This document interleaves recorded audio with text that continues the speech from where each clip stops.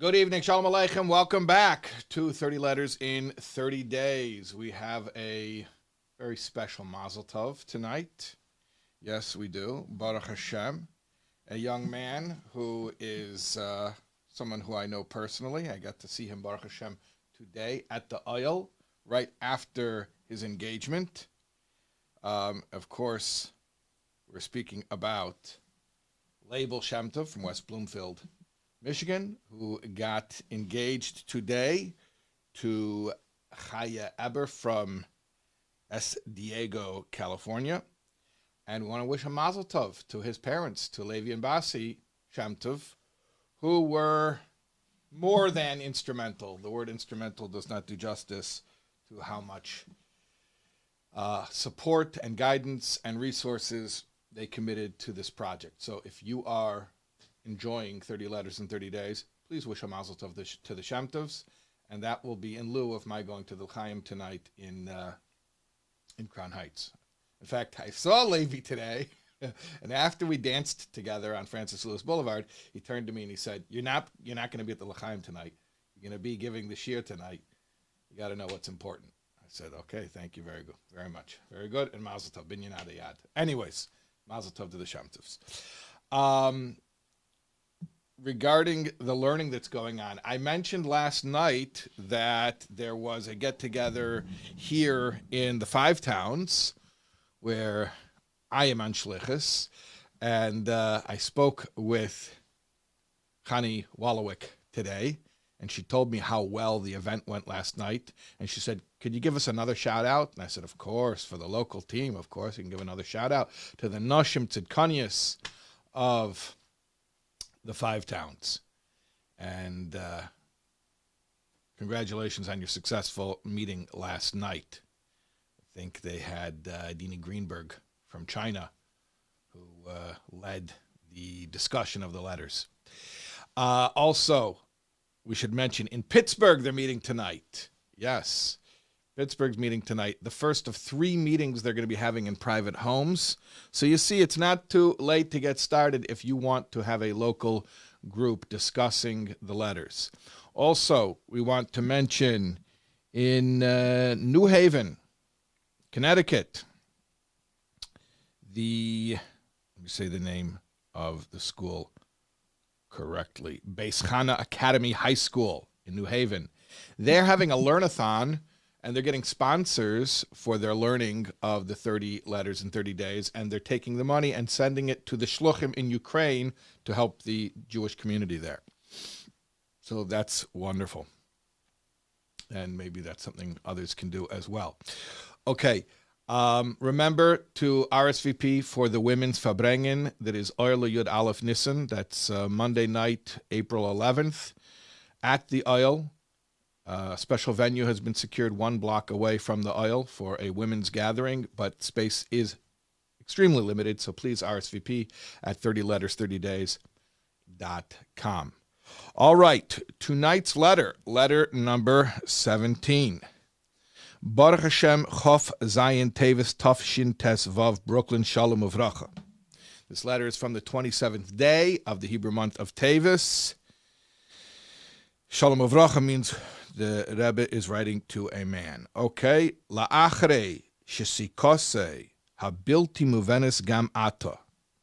Well, after a silence which is still not understood.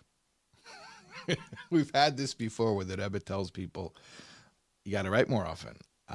Why haven't I been hearing from you? What's going on? Why the delay? So the Rebbe opens the letter saying, after a silence, which I still don't understand, like why you weren't writing for so long. I don't understand. But after that long silence, Niskabel Michtove Memotzei Shabbos Kedish. I got your letter from Motzei Shabbos. Bei Kesef, and in your letter you write, Shemakir Chevase Lika Chavel Ba'aveda Bekerem Chabad. You recognize the need to take part in Chabad activities. The expression here is Kerem Chabad, the vineyard of Chabad, but that means in Chabad activities, which means here the outreach activities.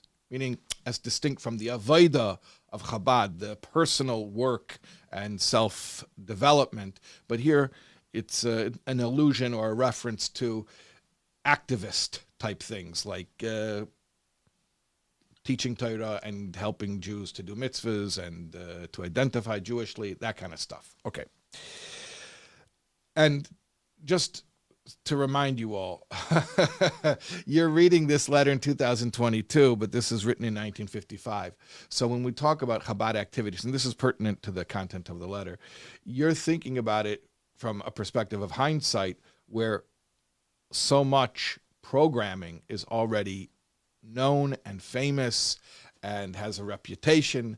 We know about the activities of Chabad because it's been going on for decades now. But this is in 1955, okay? So this is in the very early years of the Rebbe's Nesius and Chabad activities as we and the whole world have come to know them, okay? And that's pertinent to the context of the letter, as you will see. Okay, so you say to me that you know that it's important that you should be involved in Chabad activities. V'shoyal, and you ask, Eich ubemeh lahaschil, how and in what should you get started?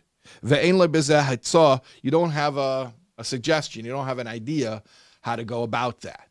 Okay, it's a very nice question. Somebody's writing to the Rebbe and saying, I know that the Rebbe has certain things that he wants to accomplish and that these are important things for the Jewish people. And I realize that it's important for me to get involved in it. But I don't know, what am I supposed to do? Tell me, where am I supposed to start? The Rebbe, could you give me some instructions? Like, tell me if you want me to get involved, I'm ready to get involved. But like, give me a list of items that I'm supposed to go get started on. Watch what the Rebbe says. V'hine muvan, it's understood, shebe'inyanim k'mei elu, that when we're talking about such things, tolui oifen ha'aveda u'muhusa b'tanoya makim, the way that you should get to work and the nature of the work itself is going to be dependent on the circumstances of the place. It has to fit where you are. I don't know where this person is, where he's writing from. I mean, it's clear from the next line that they're from another country, not from the United States.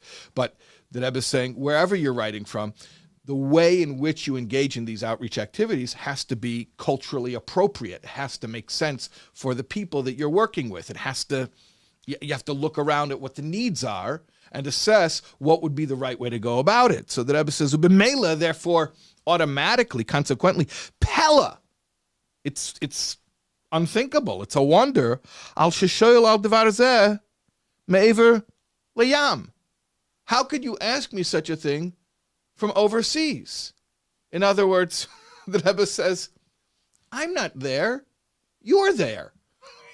You're asking me how to get started? You're the one to answer that question. You're the ish al-asar. You're the guy in the location. Figure it out. You're the one who's best suited to figure out how to get started in Chabad activities in your place. I think this is a very important concept for a lot of reasons.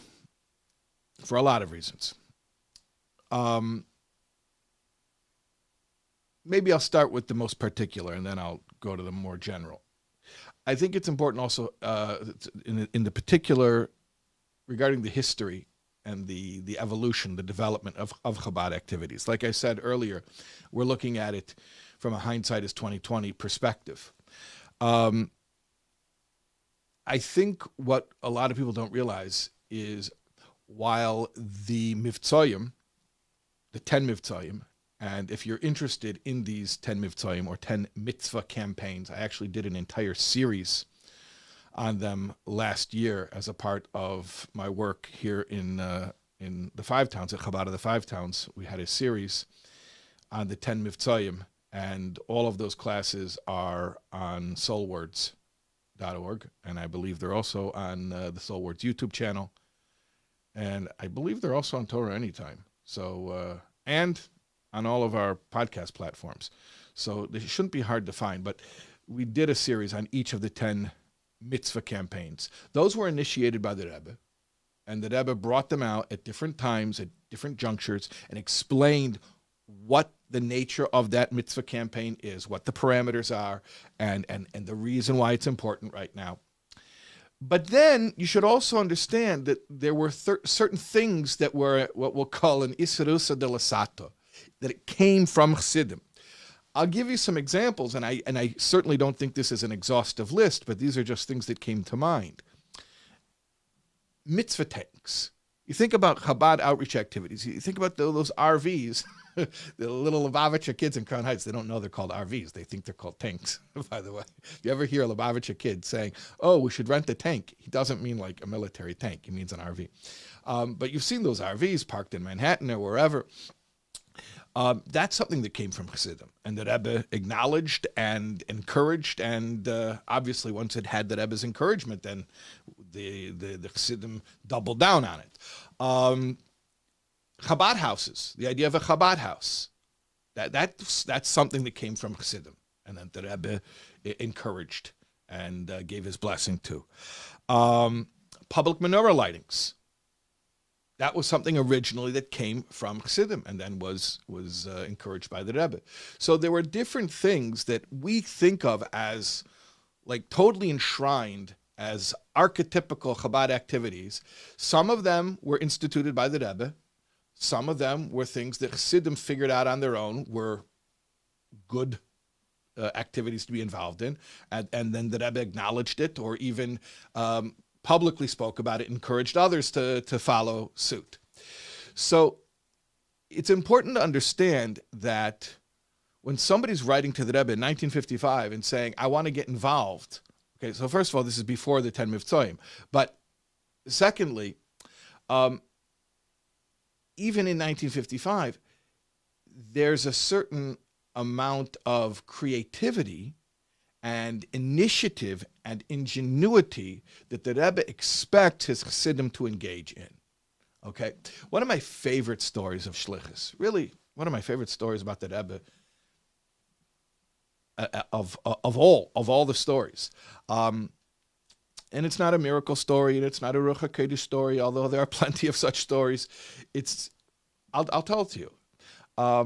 Nachman Tzudek, Olav Shalom, who was a shliach in London, England, and a shliach who I met a few times. I spent some time with him on some of my trips to England, some of my speaking trips to London, and he was just a very, I would just say, the type of a role model, a chassid. You like to watch, and you look at him, and you feel inspired, like this is the way I'd like to be when I grow up, you know? He was that kind of person. And very humble, soft-spoken, and tremendously devoted to the Rebbe. So the story that I just love about Nachman Tzudek, Olav Shalom, is when he went on shlichus. He was one of the first shluchim, and this was in the 1950s, okay? In the 1950s, how many shluchim already had gone out? And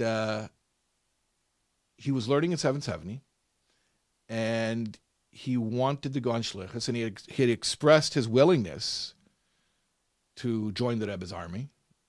He told Rebbe Chadukov, the chief secretary, and there was sort of like this back and forth, sort of like checking in process of like, am I ready yet? Is the Rebbe going to send me yet? And there would be like this discussion internally, and then Rebbe Chadukov would inform Rabbi Tzudek, it's not the time yet. I think he would tell him, Gay Lernin, go back to your bench in yeshiva in 770 and continue studying. And then finally it came, there's a whole long story. He suggested him different places like Turkey, and he said, okay, why not Turkey? What, do you know anything about Turkey? No, I don't know. Well, whatever, you send me to Turkey, I'll go to Turkey. In the end, the Rebbe sent Nachman Tzudek to London, England, where is also where he got married as well. So he's going to London for life. Okay, he just signed away his name on the dotted line. That's it. It's a one-way ticket. Okay, I'm signing up for life. The Rebbe shliach. The Rebbe sending me. Like I told you, the One suggestion was go to Turkey. He didn't know what Turkey was. He just said, fine, you send me to Turkey, I'll go to Turkey. Okay, in the end it was London. Fine, send me to London, go to London, fine. He's ready. Kabbalah soil, Nasav and Nishma. I'm signing up, I'm going. One-way ticket. Okay. Now, in the Yechidus, Rabbi Sudek asks the Rebbe a very sensible question. By the way, when I get to London as a shliach, what do I do there? I love that question because you understand that's the real Nasav Nishma. Nasav Nishma means I'm ready to commit to doing before I've even heard what it is that I need to do, what I've committed to. He was ready to sign his life away to Shlichus, not knowing what it entailed. He just knew it was something that Rebbe wanted, which is so beautiful to me. Now, a beautiful question deserves a beautiful answer. And this beautiful question has a beautiful answer. You know what the Rebbe told young Rabbi Sudak? He told him, there are thousands of things to do. Tausende Sachen, thousands of things to do. Go there, keep your eyes open, look around, write in Haduch, write your reports to me, and keep your eyes open, and you will see thousands of things to do. You see, in my humble opinion, if the Rebbe would have given Rabbi Sudak a list of things to do when he got to London, it would have only limited the number of things that Rabbi Sudak would be able to do. Instead of giving a list, the Rebbe gave Rabbi Sudak eyes. Look around, keep your eyes open. You will see thousands of things to do. And that's a real educator. And I've said this before, and I'll say it again, especially when we're learning Igros. The Rebbe didn't tell us what to think, the Rebbe taught us how to think. That's what it means to give somebody eyes, is to teach them how to think. Teaching somebody how to look around and notice what needs to be done. So if I tell you, do this, do this, do this. Okay, so check off the list. I did this, I did this. Now what? Now I'm sitting here, I have nothing to do. Rebbe, give me another job to do. You know what? I can't constantly tell you what to do. Open your eyes. Figure it out. And you're going to see thousands of things to do. Now, I said to you on a very general level, also I wanted to remark about why I think this is such an important idea. People talk a lot about Chav Ches Nissen, Sicha Tashin Nun Aleph, where the Rebbe said, I'm giving it over to you, I've done everything I can. And I've long thought that if you're really intellectually honest about what the Rebbe said at the first official Farbrengen, Yud Shvat Tafshin Yud Aleph, you can't be that shocked by Chav Ches Nissen Tafshin Nun Aleph. Because the Rebbe said from day one, Sidim Zolen Alein Ton. Yeah, I'll lead, I'll set the tone, I'll encourage, but you guys got to do the work. And not only you got to do the work, but you got to use your head. And I can't be the only one who cares enough to see what needs to be done. You have to care enough that you're going to notice something that needs to be done. The mommies out there know what I'm talking about when the kids say, clean the house, what needs cleaning? For goodness sake, should I tell you, go pick up the jacket, go put away the toy? I shouldn't have to tell you every item that needs to be picked up and cleaned up. If you care about this house, you're going to open your eyes and you're going to see what needs to be done. So I have to tell you there's a Jew who lives on your block who didn't put on tefillin this morning. Come on, open your eyes, figure it out. There are Jews who are not going to eat matzah on Pesach night. Figure it out. How to get it to them? I don't know. You'll figure it out. Bring it to their house. Bring them to your house. Use your brain. And that's what this letter from the Rebbe is about to say. That I can't spoon feed you. You want to take part in Chabad activities, then you're going to have to care enough about it to start figuring out what needs to be done. Let's jump back inside here.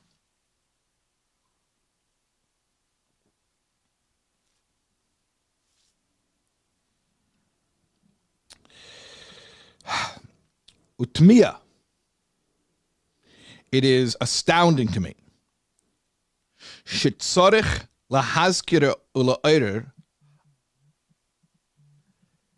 al bir kved kedushas meiri v'chomi admur bahadiyak debitui razal oisik ba'toira oisik ba'mitzvah.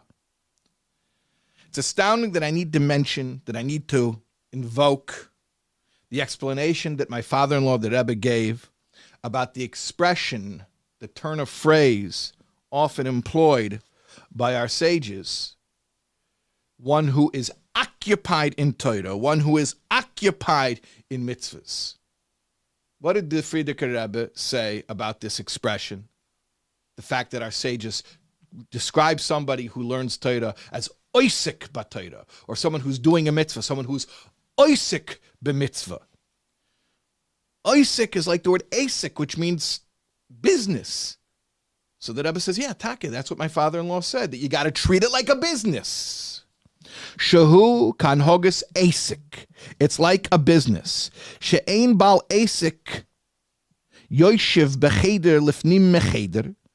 A businessman, someone who runs a store, somebody who has an enterprise, an entrepreneur, doesn't sit in some inner room and wait around ad sheyave mishahu until someone will come to him and say to him that he's interested in doing business with him. That's not how it works.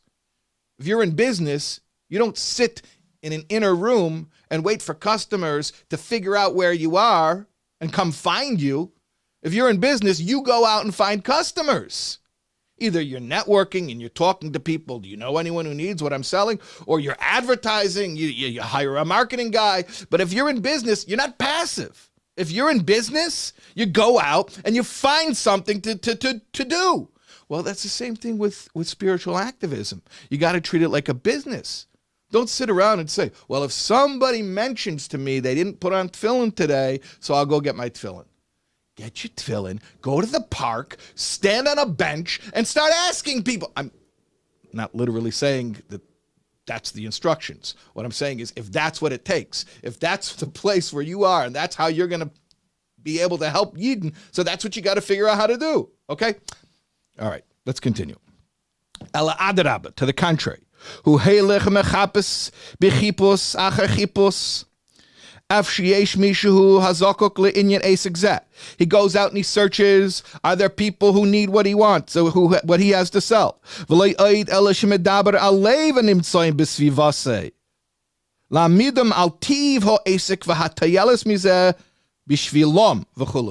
goes out and he convinces people why what he's selling is good for them. He doesn't wait. He goes out and he says to somebody, excuse me, could I interest you in this product? Could I tell you about how it will improve your life? The same thing has to be with your Yiddishkeit, with your Jewish activism.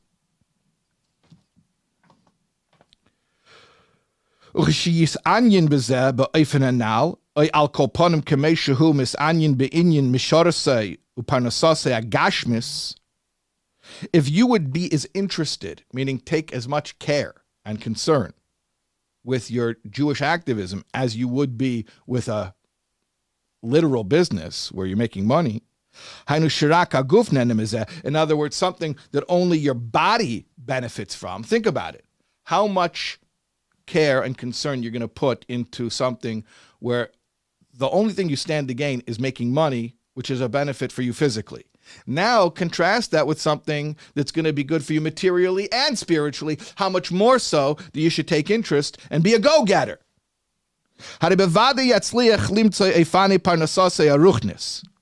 if you put in that much work that you would put into a material parnasa, into your spiritual parnasa, I should mention that expression, spiritual parnasa, is a common expression. Parnasa ruchni. It's a common expression in Chassidus. You should look in the Hayom Yom. I don't have time right now to learn it inside, but Yud Daled Cheshvan. There's a Hayom Yom that Rebbe wrote a Sefer Hayom Yom of collections of daily sayings. So Yud Daled Cheshvan talks about going out and finding your Parnosa Ruchni. It's not just the Parnosa Gashmi, the means through which your material livelihood comes to you. There's also such a thing called your spiritual livelihood. So the Rebbe is saying you got to be a go-getter. You got to go seek it out. Hainu binyonei Torah mitzvahs shehein aguf vehein neshama zekukim v'nenim mizeh or mehem. So your material livelihood only benefits your body, and think how hard you work for that.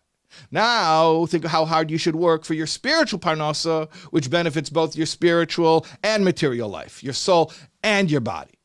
Okay, and this is similar to what we spoke about last night, by the way, that there's no contradiction or division or dichotomy between the spiritual and the material. Okay, let's continue.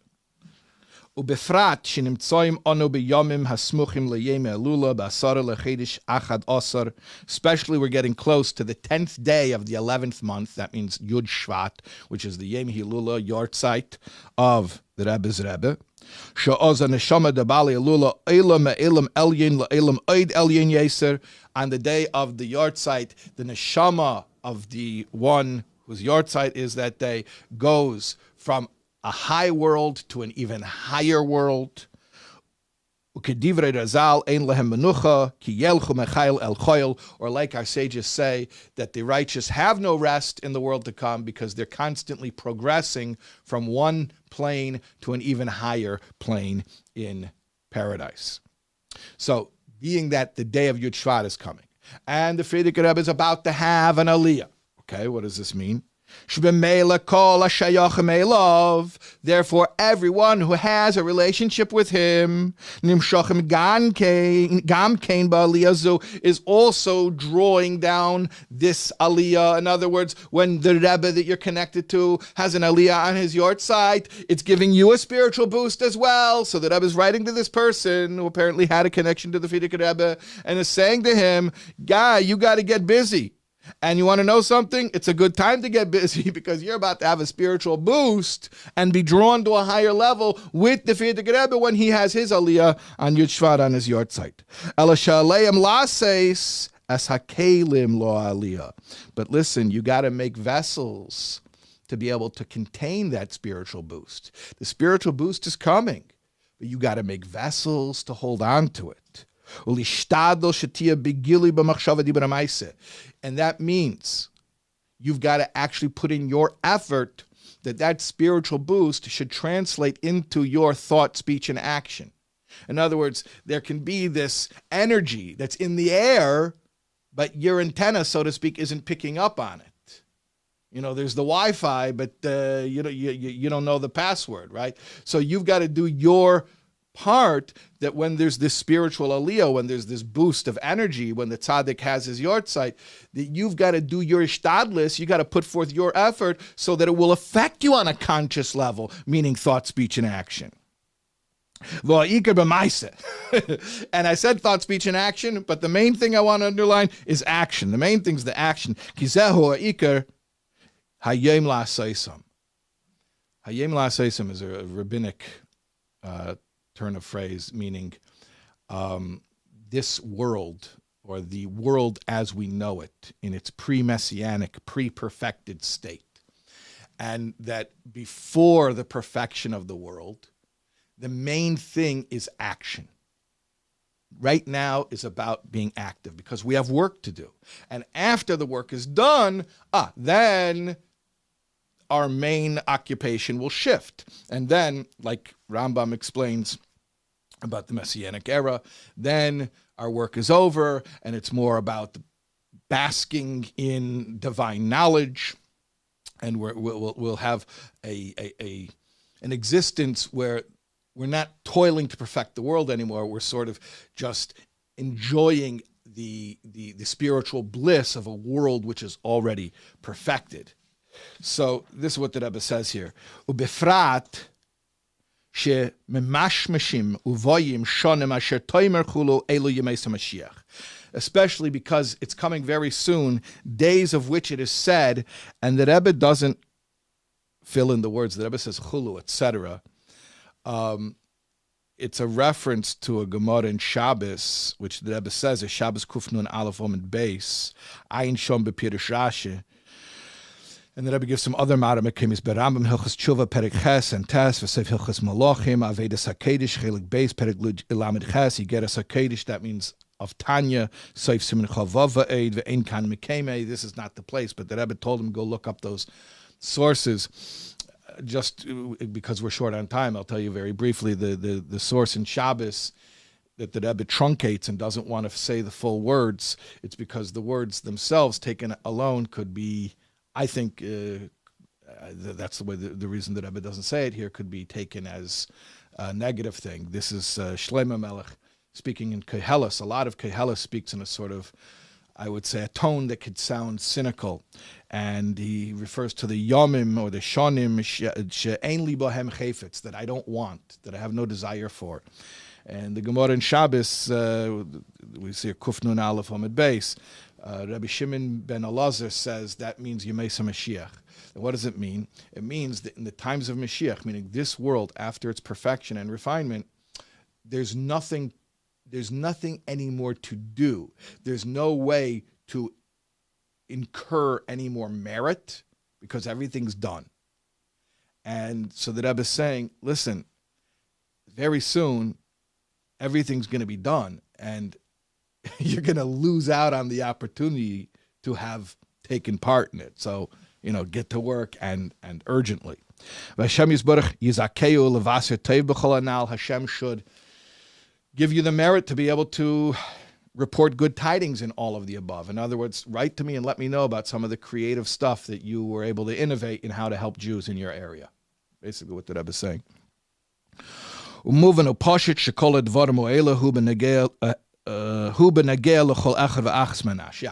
I'm telling you, so this is, by the way, very important, because sometimes the Rebbe tells something to somebody and what the Rebbe is telling them is only for them. And you have to be careful about that. Who says the Rebbe would tell anybody else to do this? The Rebbe says here explicitly, this, what I'm telling you, is applicable to all the Chassidim. Kol echad v'achas, which means men and women. So, v'chein b'chlal kol echad v'achas sheish b'yodei lasis. Also, not just Anash, not just the Chassidim, but anyone who has the ability to do anything here. Why? Why does this apply to everybody who has an ability to do something here? Because now more than ever in this generation, this kind of work is a chayvus gavra. The Rebbe says specifically, meaning it's not only in this generation, but especially nowadays, it's a chayvus gavra. We've had that expression before in an earlier letter. It means a mitzvah that it's a mitzvah that the thing should be done. Doesn't mean I have to do it. Okay, like I gave you an example, I think last time we spoke about it, like a mezuzah. The house has to have, if there has certain doorways that are chayiv in mezuzah, according to the parameters of Hilchos mezuzah, so that doorway needs the mezuzah. Doesn't mean that I need to have a doorway that has a mezuzah. It's like and what if I live in a car? What if I live in a mitzvah tank? Okay, that's a shaila actually. But what if I rent a different hotel room every night? So I don't have a mezuzah, right? So it's not a chayvus gavra. I don't have to go out and get a mezuzah. Right, but putting on tefillin, that's a chayvus gavra. I have to put on tefillin. I'm the one who has to make sure that tefillin goes on me. Okay, so being involved in Jewish outreach is a chayvus gavra. In other words, it's not that it's something that has to get done, and however it gets done by whomever gets it done, as long as it gets done. No. You have to be the one, or you have to be one of the ones who gets it done. It's a chayvus gavra. You have to do it. It's not enough to say, oh, thank God, I showed up and it was already done. No. And if that's the case, you showed up and somebody already put tefillin on the guy, so then you still have a chayvus gavra to go find somebody else to put tefillin on, or some other mitzvah. Okay. With blessings for good news in all of the above. And that's our letter for tonight. Mazel tov again, label.